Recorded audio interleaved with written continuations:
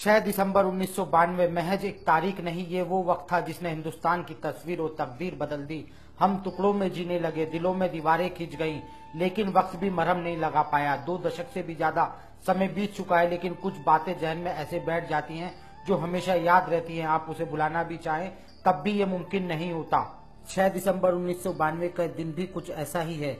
आज ये लड़ाई लड़ी जा रही है कि राम जन्मभूमि बाबरी मस्जिद का विवादित 2 एकड़ जमीन भूमि का मालिकाना हक किसका है। 6 दिसंबर को कार सेवकों ने राम जन्मभूमि पर कार सेवा का ऐलान किया था।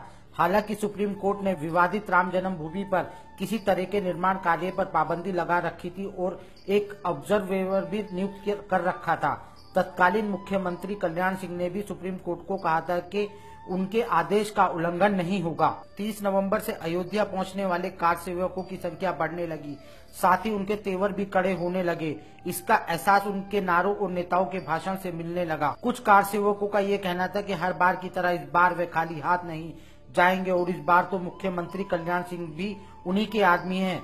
सैया भाई कोतवाल तो अब डर काहे का। वीएचपी नेता आचार्य धर्मेंद्र ने तो साफ साफ कहा कि अपमान के इस खंडर को हर हाल में गिराना होगा। अशोक सिंघल ने कहा कि प्रधानमंत्री नरसिम्हा राव को दूसरा बाबर नहीं बनने दिया जाएगा। एक सवाल का जवाब में उन्होंने कहा कि हमारा कोर्ट से कोई मतलब नहीं। जबकि वीएचपी बजरंग दल की घोषणा तो ये थी कि 6 दिसंबर को 2 लाख कार सेवक सरयू नदी से एक मुट्ठी बालू लाकर विवादित 2.77 एकड़ में बने गड्ढे को भरेंगे, लेकिन कार सेवकों के इरादे कुछ और थे। 4 दिसंबर 1992 को नारा था, मिट्टी नहीं सरकाएंगे, ढांचा तोड़कर जाएंगे। उसी दिन राम चबूतरे के पास एक बड़े से टीले पर काफी सारे कार सेवक चढ़ गए। सारे के सारे रस्सियां, कुदाल और फावड़े से लैस होकर उसे ढाने की कोशिश कर रहे थे। ये पहला संकेत था कि किस तरह बाबरी मस्जिद को गिराने का अभ्यास किया जा रहा है। शाम को कार सेवक पुरम में काफी गहमा गहमी थी। हर कार सेवक सिर्फ यही कह रहा था, इस बार बाबरी मस्जिद को गिराकर ही जाना है। 5 दिसंबर 1992 को ये पता चला कि अगले दिन यानी 6 दिसंबर को पूरी योजना बना चुके थे। आरएसएस, वीएचपी और बजरंग दल के सीनियर नेताओं ने तो ऑफ द रिकॉर्ड बताया कि बाबरी मस्जिद का गिरना लगभग तय है। दूसरी तरफ मुख्यमंत्री कल्याण सिंह दोहरी चाल चल रहे थे और सुप्रीम कोर्ट से वादा कर चुके थे कि विवादित जमीन पर कोई निर्माण कार्य नहीं होगा। और इसके बीच एक प्रधानमंत्री जो अपने उस केंद्रीय पुलिस बल पर भरोसा कर रहा था जो बाबरी मस्जिद की रक्षा के लिए तैनात किया गया था। कुछ मिनटों बाद वहां विश्व हिंदू परिषद के सीनियर नेता अशोक सिंघल आए। उनके साथ बीजेपी नेता मुरली मनोहर जोशी। थोड़ी देर बाद लाल कृष्ण आडवाणी भी वहां पहुंचे और हालात का जायजा ले रहे थे। इसी बीच वहां जमा कार सेवकों ने एक बार फिर घेरा तोड़कर अंदर घुसने की कोशिश की। बाबरी मस्जिद के अंदर से पुलिस की टुकड़ी बाहर आ रही थी। जिस पुलिस पर बाबरी मस्जिद की हिफाजत की जिम्मेदारी थी वो अपनी जगह कैसे छोड़ गई। सामने सीता रसोई में सारे अधिकारी बैठे चाय पी रहे थे, लेकिन किसी ने किसी को रोकने की कोशिश नहीं की। कार सेवक बेकाबू हो गए और भीड़ बाड़े को तोड़ने की जोर आजमाइश करने लगी। बाड़े में इस्तेमाल छड़ और पाइप को हथियार बना रहे थे। अब बचे कुचे पुलिस वाले भी वहां से भाग खड़े हुए। न कोई फायरिंग, न कोई लाठीचार्ज, न ही टीयर गैस का इस्तेमाल पुलिस द्वारा किया गया। बेकाबू भीड़ लोहे के पाइप और छड़े लेकर ढांचे पर हमला बोल चुकी थी। तभी शकानंद की आवाज सुनाई पड़ी। बाबरी मस्जिद के गुम्बद पर कार सेवकों का एक जत्था चढ़ाया और कुदाल, फावड़े और लोहे की छड़ी से ढांचे पर वार करने लगा।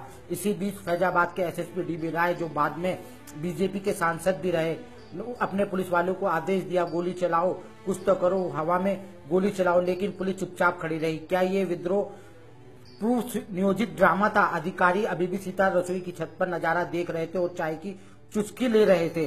मिनटों में ही ढांचे के चारों तरफ खड़ी दीवार गिरा दी गई। लोग अब बाबरी मस्जिद के ढांचे में घुस रहे थे। थोड़ी ही दूर पर राम चबूतरा था, जिसकी छत पर मुरली मनोहर जोशी, उमा भारती, आचार्य धर्मेंद्र, साध्वी रीताम्बरी समेत कई नेता मौजूद थे। साध्वी रीताम्बरी और बीएचपी नेता लाउड स्पीकर पर नारे लगा रहे थे, एक धक्का दो और बाबरी मस्जिद को तोड़ दो। इस तरह 6 दिसंबर 1992 को बाबरी मस्जिद को शहीद कर दिया गया।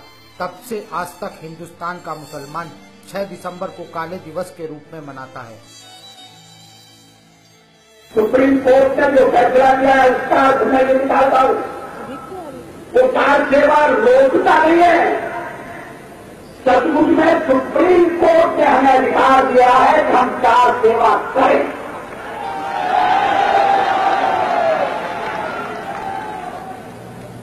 रोकने का तो सवाल ही नहीं। कल कार सेवा करके अयोध्या में सर्वोच्च न्यायालय के किसी निर्णय निर्णय की अवहेलना नहीं होगी। कार सेवा करके सर्वोच्च न्यायालय के निर्णय का सम्मान किया जाएगा, उस पर आचरण किया जाएगा। Bureau report, news web India.